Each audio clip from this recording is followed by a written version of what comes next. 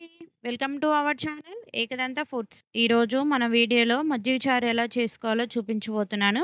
చాలా సింపుల్‌గా ఉంటుందండి. ముందుగా ఒక మిక్సీ జార్‌లో 5 లేదా 6 వరకు పచ్చిమిర్చి తీసుకోవాలి.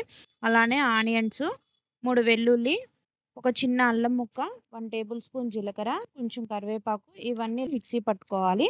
అలానే ఒక హాఫ్ లీటర్ పెరుగు తీసుకొని అందులో కొంచెం సాల్ట్ వేసుకొని బాగా కలుపుకోవాలి.